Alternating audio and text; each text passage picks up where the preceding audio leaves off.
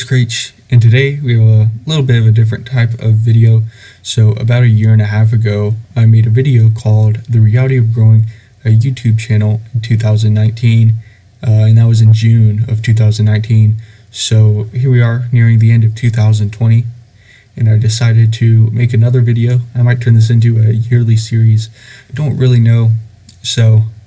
But I'll basically just go over the results of the channel for the past year. So I've got 395 subscribers. The chances aren't great, but I'd like to hit 400 before the end of the year. Got a few days left, so see if I can't get to that. Last 28 days, 4,000 views, 55.7 hours of watch time. Going to go into the content area. So one thing that affected my results this year is I took a pretty long hiatus from, uploads kind of slowed down. I was posting 3 times a week, went to 1 time a week, then every 2 weeks, and then went from August to December without posting. As of right now, this is my most recent video here. So the number one thing that I noticed this year is that the SEO that I've done that I thought was like a waste of time last year is really starting to pay off. So as I've taken a 3 or 4 month hiatus, I've still gotten about the same as usual views. It was about 4,000 views a month. And the reason is just that the SEO has started to generate more views. If I look into where the views are coming from, last year it was mainly from like external search, as in like Google search and stuff. This year by far it has been the YouTube search results that are showing my videos. So the largest percentage of country is obviously the United States that I have here because I am in the United States, but it is surprisingly low when you think that just over a quarter of my viewers are from the United States, and the rest of it is like spread out across the world. As you can see, this is from highest to lowest, and so it's a huge jump. So shout out to Russia or whatever, and it's just like a ton of less than 1% countries that add up to the total 100%. So in 2020, got 52,683 views. I'm trying to hit 100,000 views on the channel lifetime.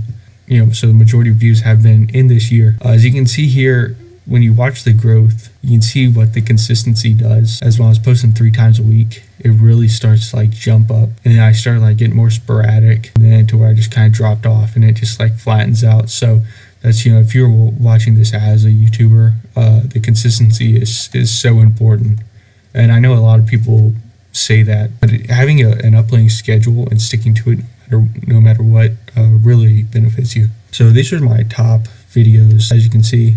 So a lot of these are kind of older videos. One's really old. That's another thing. Most of your views are going to come from just a few videos that get really popular. But there's some newer stuff like this is got some of the more SEO stuff that I was talking about later, where even this one could have been optimized a little more, but still doing pretty well. So the impressions went up 110% this year, which is really good because obviously you cannot get views without impressions. And my impressions click-through rate also went up 15%.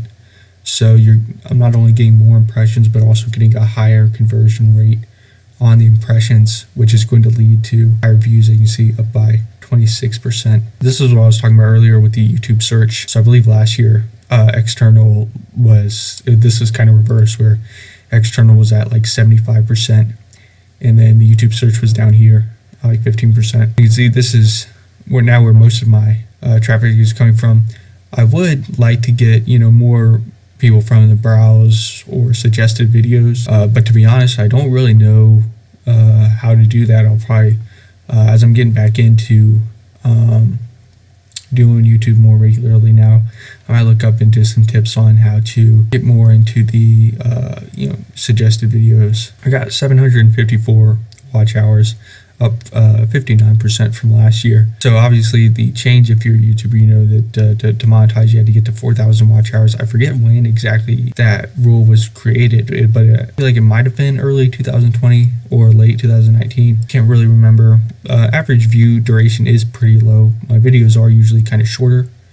As you can see, here, 80% audience retention, but this video is only 1 minute and 42 seconds long. So I gained 133 subscribers this year, which, although my views were up, watch times up, all that stuff, the subscribers are still down 43% compared to how much I gained in the previous year. So that is a little disappointing, obviously. I'm hoping to be able to get to the 4,000 watch hour mark and monetize by the end of next year. I'll kind of see how everything goes. Obviously, as I just mentioned, my videos are kind of shorter, and so I don't know if I'll explore other kinds of content where I can make longer videos and get some more watch time. Because even as you can look here on my most popular videos, only about a minute. If a minute's half the video, or a little less than half the video, but then even if somebody were to watch the entire video, they don't get a lot of watch time out of that. But yeah, overall, this year's been pretty good.